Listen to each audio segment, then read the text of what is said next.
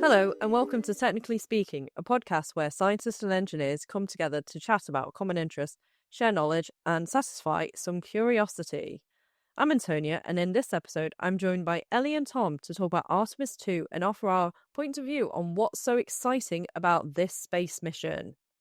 So, Ellie, to start off with you, what do you know about Artemis 2? What don't I know about Artemis 2? It's all been Artemis 2 everywhere, all week. Everything there is to know. Who's on it? What's it doing? Where's it going? Work has been Artemis 2 focused. I should say that I work in science communication. And I think this is like one of the most accessible things that people can get behind that's like a big science achievement that gets everybody talking. It's on all the socials. There's already memes of stuff that's happened. Like, people love a good crude space mission. Crude. As in with people. Yes. Yes. That is a big... to be fair, that's a big point, because we've not had one for a good long time. So I think that's what people like about it, is the like human interest factor, and the four people up there. And talking about accessibility, I know someone in the house has been watching the Artemis 2 mission live stream pretty much since launch. So Tom, could you introduce yourself, please? Hello, yeah, I'm Tom, and I've not been on the pod before. In terms of science, I don't work in it currently, but I do have a chemistry degree, so hopefully that gives me some credentials to be here. But yeah, I am enormously fascinated by sort of space and astronomy and everything related to that, and especially always the Apollo missions back from the 60s and 70s. So it's really exciting for me to actually be seeing, as you said, Antonia, a crewed mission visiting the moon for the first time in my lifetime, and hopefully turning that into a landing and boots on the moon in a few years' time. I didn't really realise it until you were watching it, that it's been that long. I hadn't thought about it, but yeah, actually, no one's visited for a while. No. Yeah, it was Eugene, wasn't it? Eugene Cernan, yes. Yeah, he was the last. And, oh gosh, this is testing me. Someone else. There were two people. They went up in 1972. I think the other one was Harrison Schmitt, showing off my nerdery. That sounds right. Yeah, we should say that Tom is a huge space nerd. I don't know if that came across in the intro. But that's why you're on the pod, which is fun. But yeah, I think most people don't actually realise as well that we had... is it 12 people walk on the moon? Like Harrison Schmitt, that's one person, doesn't get much credit because he was the last one. But yeah, Neil Armstrong and Buzz Aldrin get all the fanfare, I suppose. But we did it multiple times. Yeah, lots of people, it's surprising, isn't it, don't realise that we went back to the moon after Apollo 11. It's quite common for people to find out that there's actually been 6 successful moon landings. Yeah, which even for me, I didn't know that until I started this job. Like, I didn't really think about it. Like, I remember learning about Buzz Aldrin in school in like year 2 or 3. And then, like, obviously at the time I was like, wow, that's so cool. People went to the moon. But then I didn't then think more people went to the moon, because I don't think I was ever told that. Or if I was, it didn't enter the brain. I guess it's the initial thing that's part of the exploration thing. It's always about who did it first, not about, oh yeah, and then, we just, it's like, what is it, Christopher Columbus discovering the Americas. We don't talk about everyone who's flown back to the Americas since then. Yeah, who was the second person to discover the Americas? Yeah, where did the Wright brothers' second hit flight the same way go from and to? Who knows? But so true. Something that was interesting is the diversity of the people on or lack of, in the Apollo mission. So they were all white American men that have walked on the moon. Yeah, I mean, we are talking like the 60s and 70s, so I guess it's not super surprising that all the people that went to the moon were white American men, considering that you have to be educated, you've probably got an astrophysics degree of some level, or an engineering degree or whatever, And that obviously would have been much more accessible for privileged white American men. Yeah, or even more so. I think a lot of them are like U.S. Navy fighter pilots and things like that. So again, that would have been very male centric back then. Yeah, 100%. Are they are in the like military, some of them, weren't they? Or like it's like a branch of the military at one stage, and then I can't 100% remember, but it was something like that. Yeah, very closely related to the military. Yeah, definitely. I think lots of the astronauts come from that background because so many of the space flights are sort of essentially test flights, really. You know, they're all prototype machines at the end of the day. I think they want pretty skilled sort of pilots and aviationists. Aviationists? Is that the right word? Aviators? Aviators. I think aviationists is. I think you could get away with that. I'll allow it.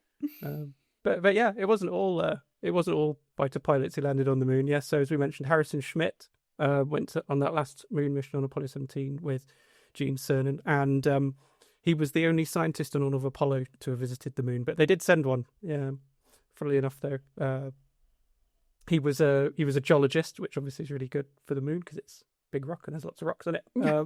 But even worse, it turned out he was allergic to the moon dust. I can't believe this. Like, of all the things you could be allergic to on Earth, he then goes to the moon as the geologist and is allergic to the moon dust. I mean, it's just, you couldn't write it. You couldn't make it up. No, it's so unfortunate. I mean, it's also probably quite good that he was wearing a spacesuit most of the time until he got back on board. He probably wasn't exposed to, like, I mean, more than the average person, obviously, being on the moon, but he wasn't breathing it in too much, I suppose.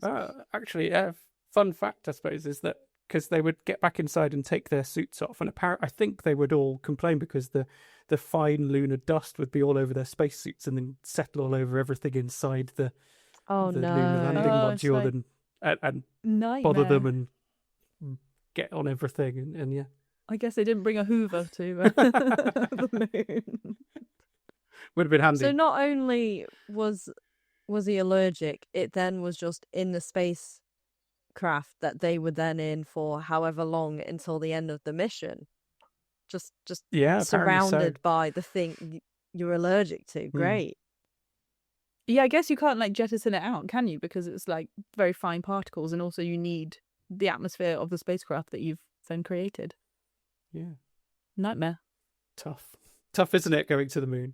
Yeah. Yeah, well, it's not easy. Yeah. We did have troubles along the way. But with those first missions, was there much science? Because if there's only been one scientist up there, did we actually find out very much, or was it just a case of just proving that we could?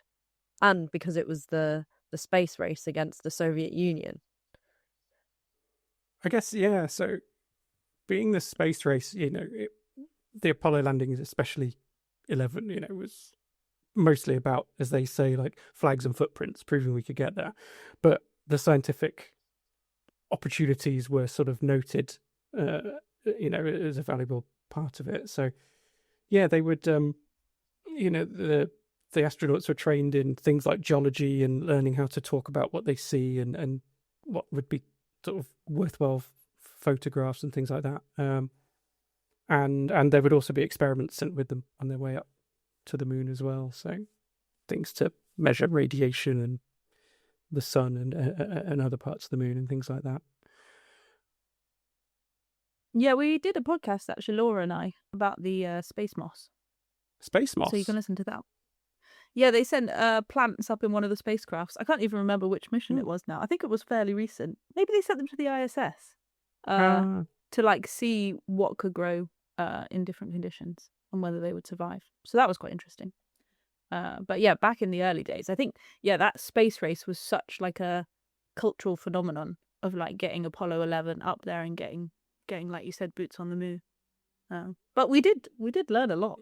And even like the physics and the maths and the calculations and the materials and all of that to get someone actually there and back in one piece.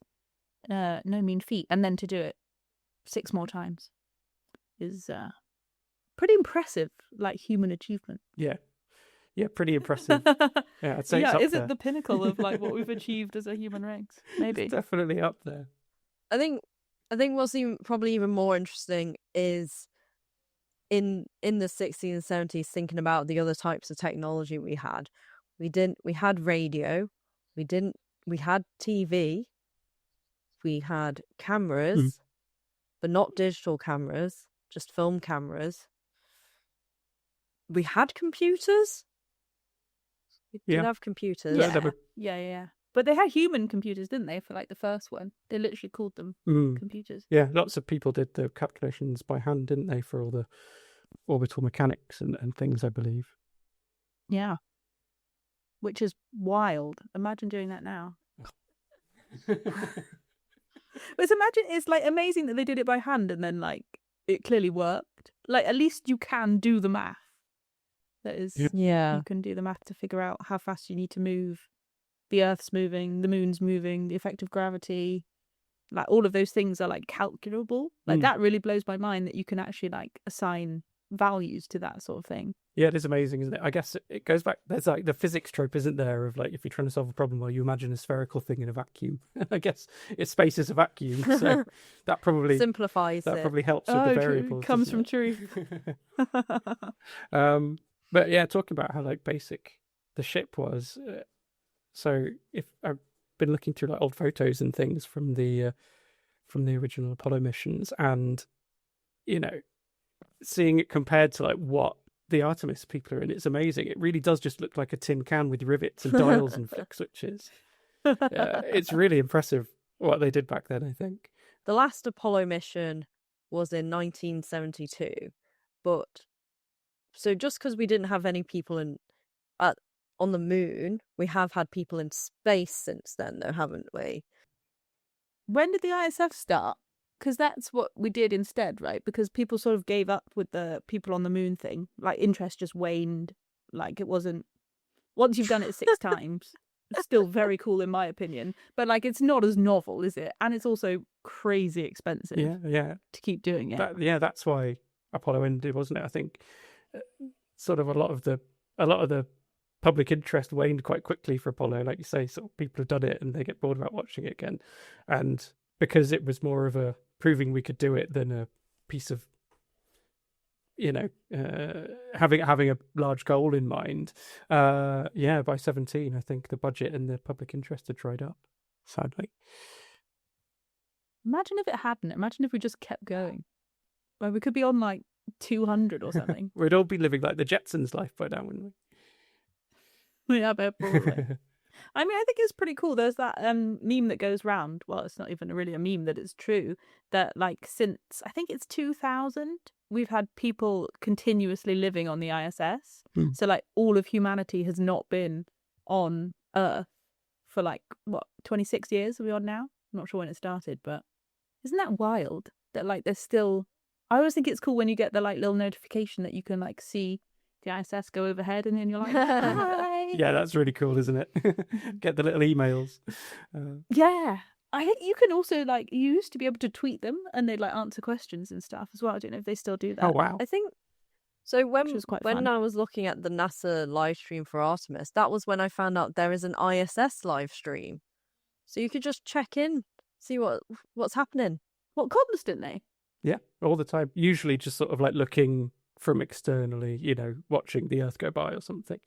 Oh, I see. I was going to say, because if we're like peering at the people, that feels watching invasive. them have their breakfast. Yeah, 24/7. Yeah, and like you said, as you said about sort of the public interest, I think it is funny because, you were saying it's this amazing thing that we've got people permanently living up in space, not on Earth.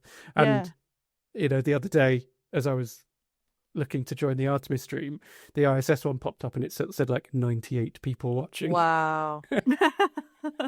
Oh, I think it's been quite nice with the Artemis ones that like the ISS has been like not waving, but like essentially like trying to see as much as they can. So like they tried to watch the launch, I think, and they like tried to watch them like come into, once they're both orbiting Earth. I think that's quite fun. Yeah, it's really good, isn't it? They got some photos, I believe. I think I saw them a few days ago of like the trail of the Artemis craft taking off. Yes, I definitely saw that. And they had their ship-to-ship phone call. I don't know if you saw that. Oh, that's cool. Yeah. I think it was the first ever ship-to-ship phone call.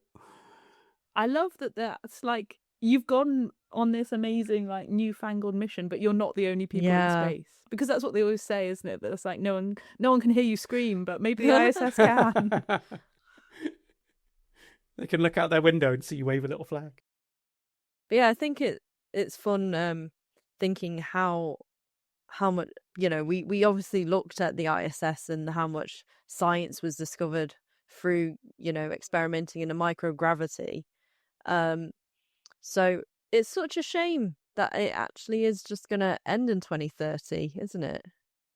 Yeah, I'm actually very sad about the potential death of the ISS, because there was some talk that they're going to just let it like burn up in the atmosphere and that'll be it.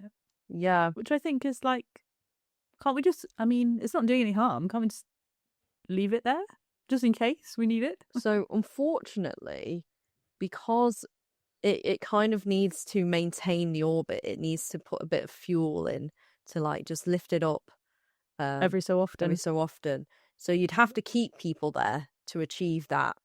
Otherwise, in 1 to 2 years, it's just going to fall out orbit and just crash into the Earth randomly, essentially. Oh, right, okay. Yeah, and there are rules about that to not just have three. You'd have a piece of the ISS landing in your back garden. Be worth a couple of bob. Yeah, I don't know. I'd keep it. Would it though? Because then it's all burnt up, and actually, what would be left? Ooh. I reckon you couldn't make money off anything these days. Like my mum has a rivulet from the Golden Gate Bridge, which probably is worth like $10, but still, if it's the ISS, you're getting 100 quid for that easy. Oh yeah, definitely. Shove that on eBay and you're getting a few bids. Just sell it to the space nerds. Yeah, Tom, I'm going to ring you up. Yes, please. Yeah, please. I'm happy to be the first person on your dial list, even if it's outside the budget. At least I got the chance. You got the chance. You got first dibs. But yeah, there is hope for the ISS. So earlier this year, the US government did ask NASA to look into whether the ISS could actually be raised up into a slightly higher orbit that's more stable to keep it going for a little while longer. So, obviously the outcome of that's still to be decided. But, if they decide that that's viable, whether that's in terms of expense or worth it scientifically or whatever, you never know. It could stay there. I think, can't we like send some people up to like gently take it apart and then like, let's bring it back piece by piece. Oh, wouldn't that be fun? It's funny that the US government asked the question because NASA already did the analysis in 2024 about the various options, including dismantling, bringing bits back, reusing bits, selling bits. Or they looked at it, and they also looked at boosting it to put it into a higher orbit. So they'd sort of say, if they boosted it, I can't remember if it might have been like 600 kilometers orbit, which it doesn't actually sound that big. That was when I realized that like the atmosphere isn't actually that thick, and like orbits. It must be a gravity thing, right? Like eventually it just pulls it in. It must be like to get above wherever that gravity is strongest or something. If they boost it to that height, it could stay in orbit for 100 years, which is pretty good. Yeah. Oh, let's pop it up a bit. Give it a push. 4 times more than it's done so far. Yeah, definitely. The only problem is how much fuel it would take. So it would somehow we would have to deliver like 19. I put 19 tons, but I think I meant 19,000 tons of fuel. I'll have to double check my numbers out. Yeah. That make either way a lot. Just a bit of a factor of 1,000 off. Just a couple of orders of magnitude. I mean, yeah, it's not like an easy solution. We're talking about like we could do anything to it, but in reality, it would be very complicated to do any of these things. I think.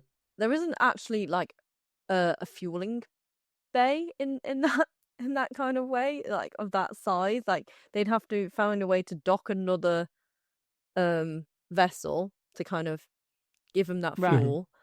And it's double. I'm literally imagining like astronauts with jerry cans. It's a lot of jerry cans. Topping it up. they realized that even this was 2 years ago, that current technology, there wasn't anything like that. So they couldn't even maintain that lowest orbit. They would still need 9,000 kilos or 9 tons of fuel to do a controlled deorbit. So it's not like that's an easy option.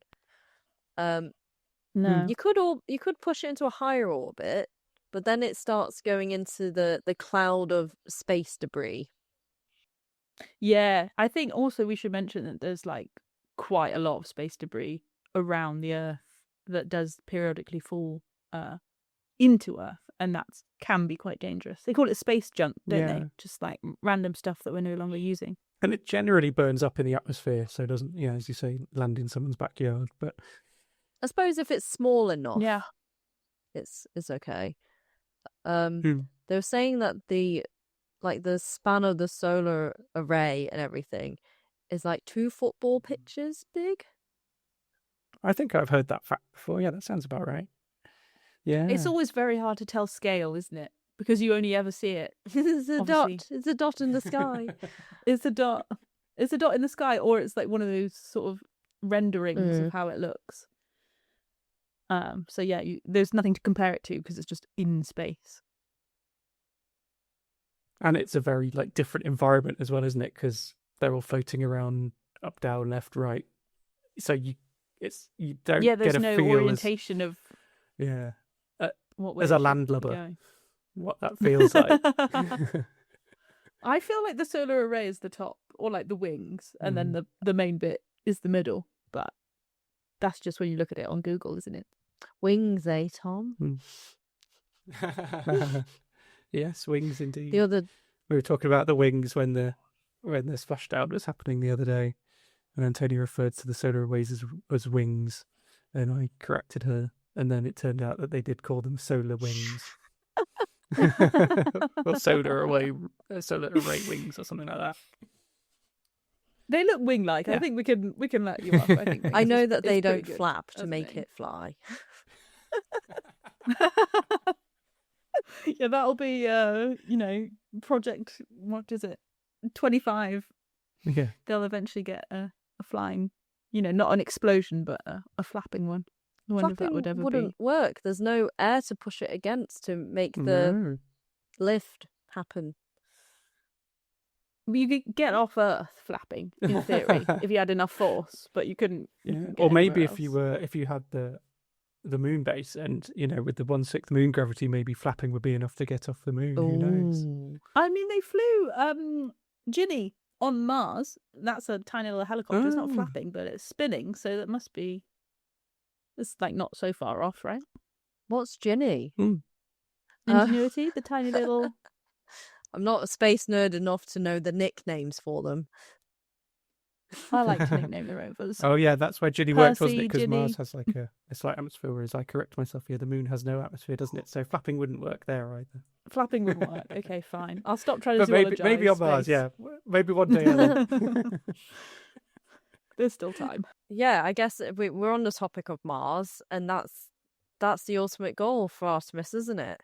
I mean, I think, not this Artemis mission, we should say, but Artemis as a suite of missions in general. Program. Is that a program they want?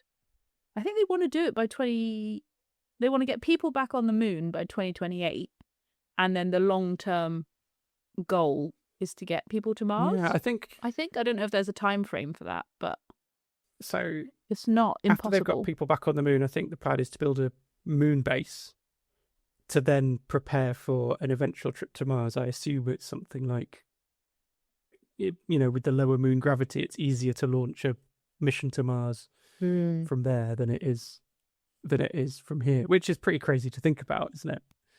Yeah, really crazy. I mean, it makes sense because, obviously you're that bit closer, but Mars is still something like 225 million kilometers away from the moon. So it's still far, really far. Because what they're saying, when Artemis flew round the back of the moon, they were a distance of 250,000. 250,000. So we've got to now go 10 times that distance. Yeah. But I think that was miles, because that's the numbers that NASA have been using. So, yeah, we're going to have to convert that if we can be bothered. But yeah, it's a crazy distance. Like the moon is nothing compared to Mars. Yeah, isn't it? so the moon from Earth is 384,000 kilometers away, and then Mars from the moon is 225 million kilometers away. So, yeah, it's a big old jump. That is interesting. I think they estimate the journey time to be like between 6 months and a year or something, for a potential Mars mission. Oh yeah, like which easy. is crazy. I think it's sure that it's more than that, isn't it, to get to Mars? Well, I don't know. Depends how fast you're going, I suppose.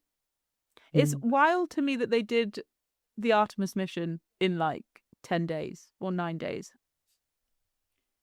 They could just get up, do a couple of loops of Earth, fly back around the moon, and come home. It's very impressive, isn't it? And you don't sort of get the scale of it. Like watching the live stream, it's mad how the moon stayed so small on the video for such a long time. Yeah. And then only within like the 2 hours as they approached it for their flyby, it really started getting big, and you felt like they'd sort of made some distance. Mars is such a distance. How close are we to actually getting there? We don't have the Lunar Space Station yet, so I think we're probably still quite a way away. Because obviously there's lots of problems to solve before you go to Mars. And apparently SpaceX are aiming for landing, a manned trip to Mars that might not involve boots on the ground, but it could be humans going around, like orbiting it, between 2029 and 2031, which seems very, very ambitious considering where we are. Yeah, I feel like that's not going to happen. Sorry. Yeah, sorry guys, try again. It seems like the more reasonable estimates, but still possibly a bit ambitious, are the 2040s for us launching a manned trip to Mars. That would be wild. I hope we're alive. That's all I'm hoping for. I want to see somebody land on the moon. Not land on the moon. Well, that too, because I wasn't alive for any of the other ones. But I want to be alive for someone to land on Mars. That's my life goal. Absolutely, yeah. I want to watch that live stream. Yeah, or live, whatever it is at that point in the future. Yeah, probably like a hologram or something. Live in our magic contact lenses. I was going to say it could be a virtual reality where we all are landing on Mars. Ooh. Oh, I like that idea. Just imagine that. But we are getting there. We're not nowhere near, because we've done Artemis 1, which didn't get any press at all from the seams of it compared to Artemis 2, which was, to be fair, just an uncrewed, like, rocket probey situation. They tested Orion, which is what they're now using for Artemis 2. It orbited the moon, took some cool photos, it came back. Yes, if you're a space nerd like Tom, it was probably very exciting, but for most of us, it wasn't super different to anything we've done not before. on my radar because, all the private space companies are doing launches all the time. I don't know what they achieve, but I just know, what's it called? Blue, whatever, they're going into space. Origin. Going into space. I mean, Katy Perry went to space, and that was true. Everywhere. Artemis 1 just couldn't compete. That's true. They did pick like a select number of people who went. But anyway, you said Orion. That's the name of the capsule that people were staying in. Yes. So it's a bit confusing because we've got Artemis is like the suite of missions. So we've done Artemis 1, we're doing Artemis 2, but Orion is the name of the spacecraft, the module, whatever you want to call it, that's actually the rocket, if you want to think of it in terms of rocket science. And it comes back. It comes back, yes, very much. It's not very big in comparison to the whole thing. It's just the, like, don't know how you just call it, like a sort of roundy, prismy looking shape. Sort of cone bit at the top and the little cylinder beneath it. Like, most of that rocket is fuel, which is also crazy. Yeah. Whenever you look at the scale of it. So, Artemis 2, that was launched on what sounds like a prank because it was launched on April 1st.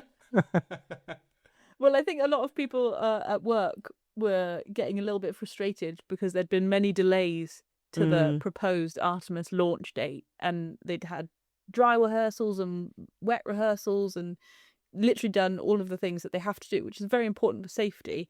But we were like, come on, let's just take off now. And then they said they were going to do it on April 1st, and everyone was like, nah, just pulling your leg. But they did do it, and it was very, very cool. Yeah. Yeah. And it also kind of shows how far we've come, because this Artemis 2 has 4 people, and one of them's a woman. Woo! Yeah! And one of them is a Canadian Space Agency astronaut. So that's another win for diversity in the workplace, I guess you could call it. So there's 3 Americans: Reed Wiseman, who's the commander, Victor Glover, Christina Koch, and Jeremy Hansen. Ding, ding, ding. 4 out of 4. And the first black man also on a lunar mission. Yeah. Yeah. Super important. Is he Yes. the pilot? Yes. I He feel was like the he's the pilot. pilot. And Christina Cook has actually the most space experience out of the team, apparently. Yeah, she spent a year aboard the ISS in the past. I think they were referring to her as their space mum because she knew it Oh, I all. love that. Been Yeah. there, done that.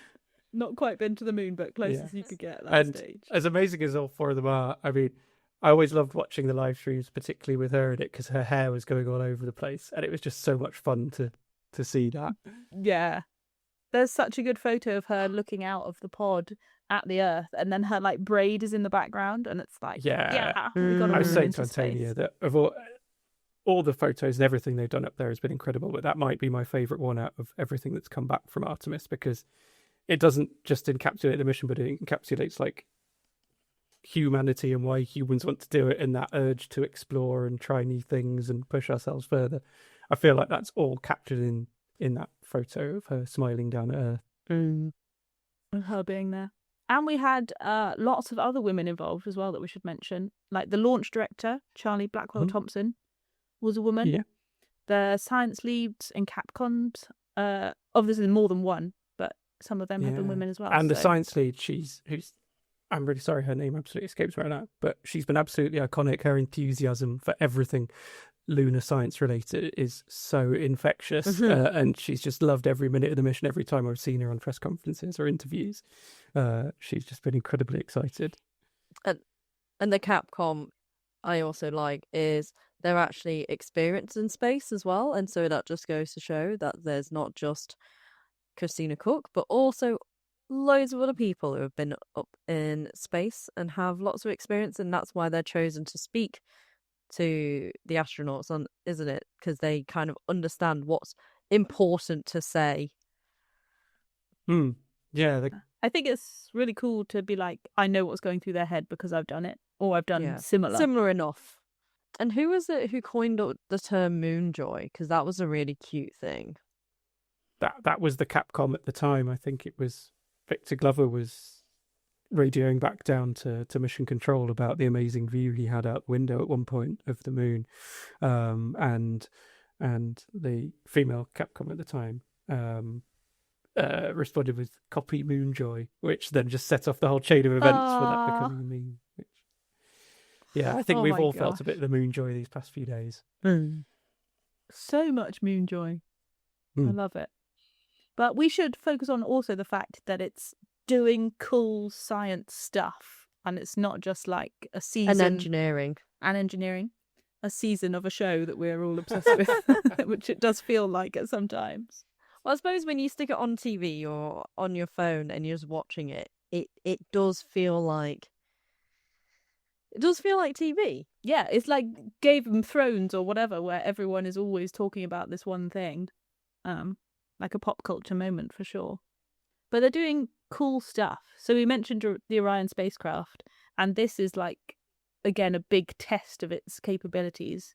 All of its systems, life support, navigation. Can people realistically live in this module for 10, 11 days? Like, does it work? Yeah, exactly. It's because there's all sorts of things to think about, isn't there? As we all know, the toilet has been a bit temperamental.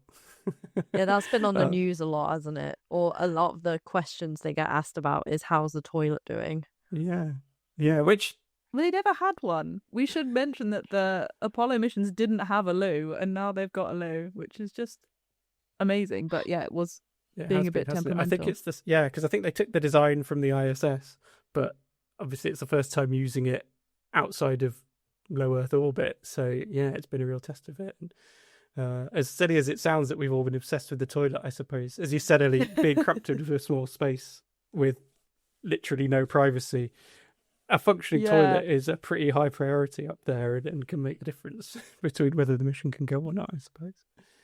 Well, also, if something breaks on a spacecraft, you don't want it to be the bathroom, do you? Like, you never want the bathroom to break in any situation. No, absolutely But And- not in zero gravity, where there is Not in no zero gravity. containment. No. And there's like precedent for this, like the Apollo recordings of someone needing to catch a flying space turd are incredible, but also like gross at the same time. And no one wants that for this shiny new relaunch with going to the moon mission. Like, just embarrassing. Not enormously glamorous, is it? I know we always say this about astronauts. It's like, oh, it's so cool. You know, they're pioneering. They're doing all this amazing stuff. They're in space, but you still got to go to the bathroom, and you still might have to contend with a floating space turd. But they Yeah. fixed it. I think the Artemis 2 toilet was fixed by, I think, Christina Cook and somebody Yeah, down space on Earth plumber. that were Yeah. space plumber. Yeah, they got it working, didn't they? And I think they had some more issues that carried on being temperamental throughout the mission. I think the hatch that releases it out into space was freezing over, so they occasionally, like, I think they turned the spacecraft, or that side of the spacecraft, to face the sun to warm it up, to melt the ice so that it could vent properly. So yeah, really, really interesting solutions there in spaceflight. It's like that. What's that story about a sea captain requesting changing the angle of the ship because the sun was getting into their eyes. This is a whole nother level of because when we were listening to the live stream, we did hear the conversation, and sometimes they'd be like, okay, can we turn off the live stream? And they'd have to communicate with NASA about that. It's like, go to outside cameras or whatever. So now I imagine if they wanted to defrost the poop or toilet vent, they'd have to go speak to NASA, like, hello, ground control, we would like to defrost our vents, please. Yeah, I wonder how much, like, what do you call it, initiative they can have, or how much everything is controlled. Like, they can't just do stuff without telling ground control to an extent, I imagine. Yeah. It's all pre-planned. Yeah, I got the impression that ground control control a lot of it as well, because there was one point where one of them radioed about wanting to tilt the spacecraft, I think, to get a better view of the moon or something like that, and they had to ask ground control if they could do that. I'm not sure how much manual piloting they do versus, yeah, as you say, a sort of pre-planned schedule that ground control sort of sends signals up and make happen. Yeah, because the big thing was that they launched, obviously, from Earth, and then they did like a loop-de-loop, as it were, and then they used Earth's gravity as like a slingshot to send them to the moon. But at one stage, they had to burn a bit of fuel to get into the optimum position, which I think Victor was like in charge of, or obviously there was constant communication, but they had to go, 3, 2, 1, do it now, and it was all very planned, which was pretty. I mean, it must be an amazing feeling to be like, burn the engines. I'm imagining it very like Star Trek style, but warp 10. I know make it's it not so. like that. Yeah, make it so. Exactly. And this is also, I think, a fun thing is that it's the furthest any human then has been from Earth. So I think a lot of people were saying, oh, they didn't land on the moon. It wasn't, as glamorous or as snazzy as some of the previous ones. But they did go further than anyone has ever gone before.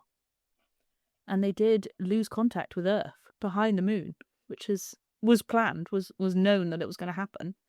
but it's also kind of scary. Yeah, it's a really tense time, isn't it? Because obviously they'd have to do the same on Apollo as well, but just to be completely out there in this little capsule, cut off from the entirety of humanity for 40 minutes or so.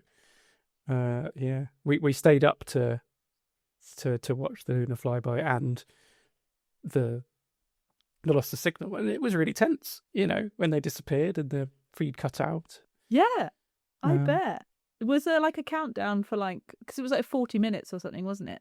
Like a little tick of them being then back in whatever range they had to be so back they in. knew, as NASA do, they knew almost down to the second when it was going to happen, but it still didn't happen exactly on time, and it wasn't just like it was fine and then cut out suddenly. It sort of glitched out and came back and glitched out again, and the same thing with it coming back. Of sort of they got a bit of data and then they got a live feed and then they had to radio.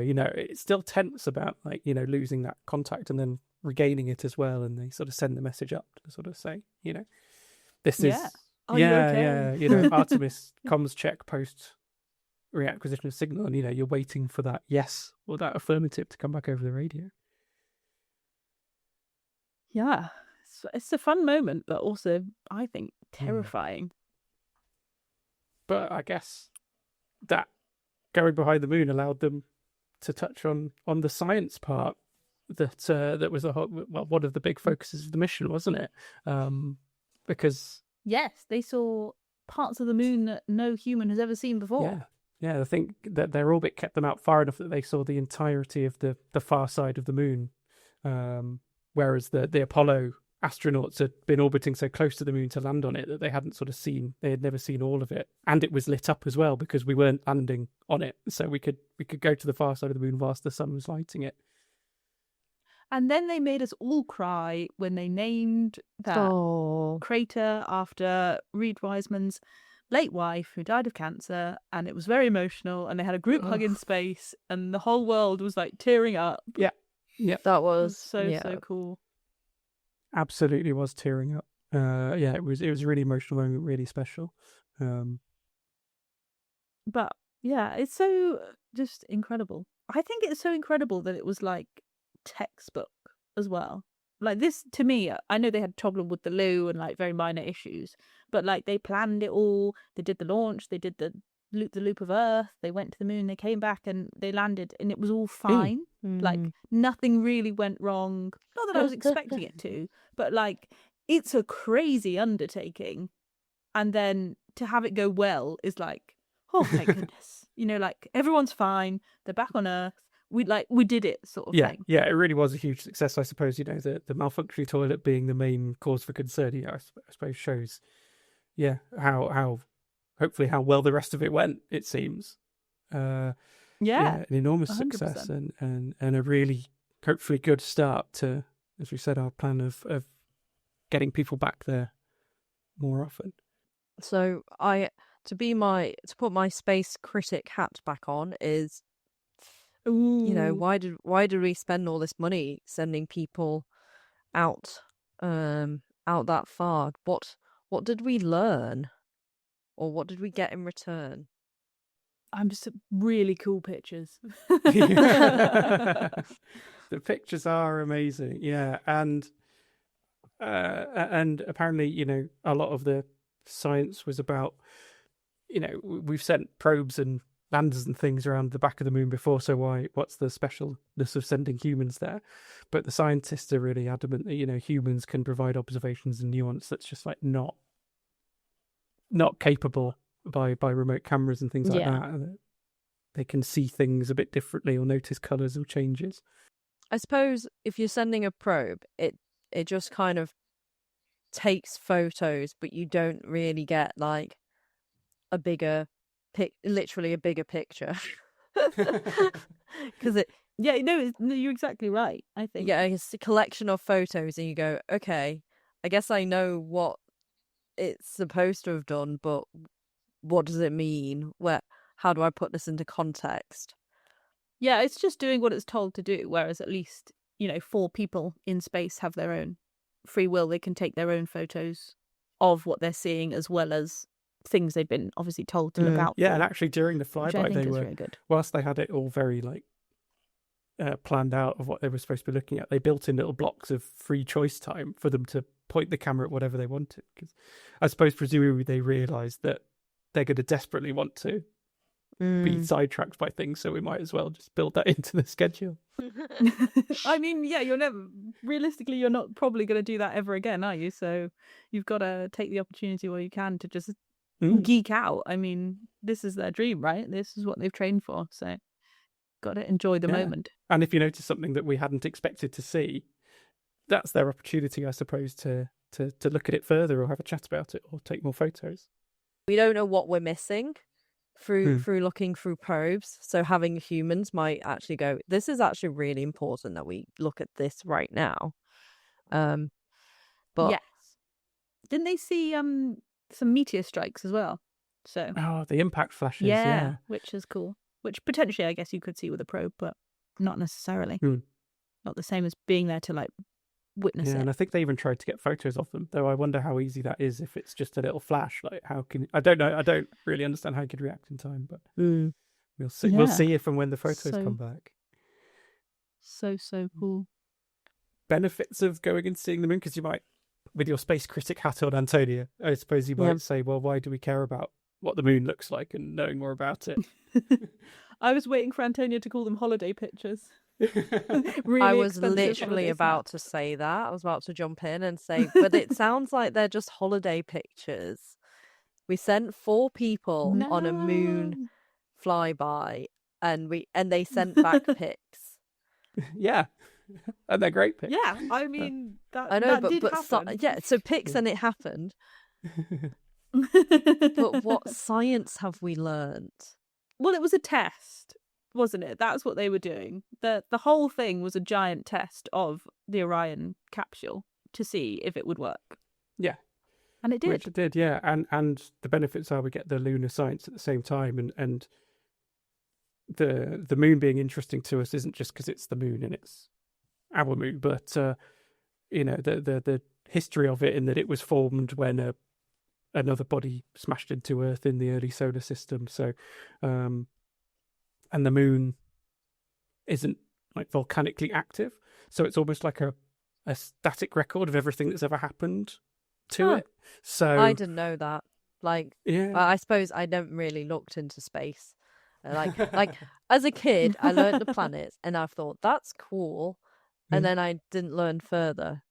I think that's fair enough, though, because also it's not intuitive that obviously the moon doesn't have an atmosphere. There's no wind. It's not changing. So everything that's ever happened to the moon is written on the moon's surface. That's why in those pictures from Artemis 2, it looks completely covered in craters and all sorts, because that is the entire history of the moon on its, like, you can literally look at it and be like, wonder when that happened, wonder when that one hit. Whereas on Earth, plate tectonics mean that all the rocks are kind of recycled every few billion years or whatever, aren't they? But millions. Also, there's all these pesky humans that keep building stuff and ruining it for everyone else. So the moon can tell us like a lot about the early Earth because it was formed from that collision, but also a lot about the early solar system as well, and how the solar system formed. So it's quite valuable information, not just about the moon itself, but about our planet and our place in the solar system. So it sounds like the photos weren't just pretty pics, but to be fair, I will say they did make me appreciate the mission a lot more. Like, otherwise if we didn't have the photos, I guess it would have been news articles, recordings, and then like press conferences. Those photos of like the Earth and moon and even the silhouette, the eclipse, and seeing the Earth rise or Earth set. Yeah, well, also the one where the moon, the solar eclipse, was it? Yeah, the solar eclipse, and you could still see the glow. The sun's corona, the outer atmosphere of the sun around the edge of the moon. Yeah, that's an incredible photo. And yes, scientifically valuable as well. Exactly. So there was actual value. We have to keep saying this so Antonia lets us talk about space more. No, it's 100% true. I mean, they are incredible. And I think what's also a point to make is that when they did Apollo, obviously they didn't have this. Like, people watched the moon landing, but it wasn't like we had social media and Instagram and everyone can jump aboard the, like, you know, there's a video of a can of Nutella floating through the module, and that's everywhere, and Nutella's, you know, using it to flog Nutella to everyone else. And there's, you know, pictures from the astronauts on their own personal Instagrams that they're updating while they're in space, and it's so much more of a, like, you know, a cultural moment because it is everywhere. Whereas obviously with the Apollo ones, everyone was glued to a TV set for the first one, and then it stopped. Well, it stopped being interesting, but it lost appeal. I mean, you say it lost appeal. I mean, in Apollo 13, they were the astronauts were giving a live broadcast to what they thought were all the big news stations, and NASA didn't tell them that none of the news stations were showing it, and that was only Apollo 13. You know. Oh my god! Oh, that was really sad. Wow, that's it's only 2 missions brutal. later. So now, so on that note, now Artemis 2 is splashed down back to Earth. It's back. Yeah. Everyone's fine. Thank goodness. What? Well, yeah. So let's talk about the re-entry, actually, because there was something interesting about that from an engineering perspective. So my ears perked up. Was how hot this spacecraft gets, and actually thinking, how did people survive on this, like, let's call it a tin can, and a very expensive tin can, and didn't get cooked in it? Yeah, it is wild that is possible. It is nuts because they come in so fast, and it burns up. So yeah, like, you know, we have debris that burns up when it comes back to atmosphere, and we managed to bring humans back safely. It is an incredible achievement, and you're right, it gets so hot, like it gets to like between 2200 and 2800 degrees C or something. It's coming back through the atmosphere, which is like half the temperature of the sun's surface or something. It's wild, but it's coated in this stuff that NASA invented called Avcoat, which is designed to absorb the heat but then also like char away and take the heat away with it as it goes, and sort of then the next layer is exposed to the heat clever. and stuff. So it's really, really clever. It's amazing that is just like effectively snazzy paint. that's enough. Peeling to, paint like, as well. Yeah, prevent them all from dying a horrible fiery death is like snazzy peely paint. Like, we must be able to use that for other I'm stuff. sure, it must be used on Earth for things that get very hot. Very hot things. Maybe fusion reactors or something, I don't know. That's and cool. From the engineering perspective, there were some concerns because Artemis 1 had come back and showed worrying, like too much degradation, like large chunks of it had come off when they were only expecting it to wear quite evenly. So NASA had to do like a full investigation, of course, before sending Artemis 2 up. Do you think that's what delayed the launch? Or do you think there was various other things? I think that was one of the contributors, because I think they spent a whole year or two investigating. But what they did was they realised it was to do with the way the heat built up on it or something, and the angle that they came into the atmosphere. So they were able to adjust that angle for Artemis 2 because they'd already built the spacecraft by then. They couldn't change it. And obviously we saw that it worked and everything went to plan. And then I think from Artemis 3 onwards, they're going to use a different formulation that's not going to have that problem, and they can use the trajectory they originally wanted. That's pretty cool. Artemis 3, I feel like, is not going to be as fun. I know it sounds terrible to say, but Artemis 3 was supposed to be the moon one where they actually land, and now they're not doing that, and I think that's a shame. Yeah.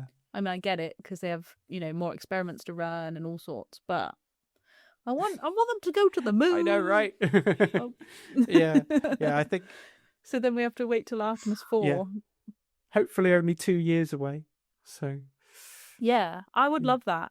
If we can do another podcast in 2028 being like, people are on the moon, that would be so fun. That. Yeah. But and Artemis 3 is still going to be interesting because they're going to be testing out the new lunar lander for the first time. So I don't think it's going to visit the moon, but I think they're going to be orbiting Earth and testing the lander and seeing how that works. So it'd be a good sort of taster for what Artemis 4 is going to look like. It does feel now, like I described it earlier, as like a season of a TV show. We've done Artemis 2. Artemis 3 is going to be all the testing. Everyone's waiting for Artemis 4. It's like Eloise's season of Bridgerton. That's the one everyone really wants to watch. It's the pilot, the setup, and then actually getting into the main story, the big guns. But I suppose like there was the fact that the amount of money it takes to maintain the ISS and operate the ISS is like $3 billion for NASA, and the total budget this year is only $8 billion. So I guess when ISS is closed, they would have a lot more budget to do stuff. Well, you'd think that, except for the person in charge has cut NASA's budget quite significantly, and they're going to have a lot less money than they had last year. I don't know quite how it works, if it's like a allocation per year or whatever, but yeah, they've really, it seems like really bad timing that it was announced while they were up there.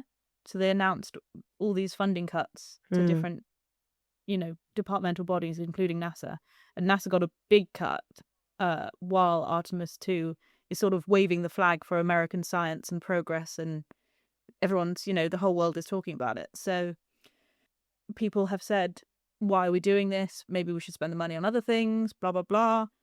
The person in charge of America obviously, has the power to allocate the budget to wherever he sees fit. But I will say that, I suppose Artemis, whilst it's a NASA program, still has contribution from other space agencies, like, Jeremy Hansen's from the Canadian Space Agency. Orion was built by the European Space Agency. So, it's still got some collaborative effort. Massive amounts of collaborative effort. Yeah, 100%. And hopefully the success of this mission and the public attention that it's received might make some changes to that budget, hopefully, to make sure that we can keep to our goal of people back on the moon in 2028.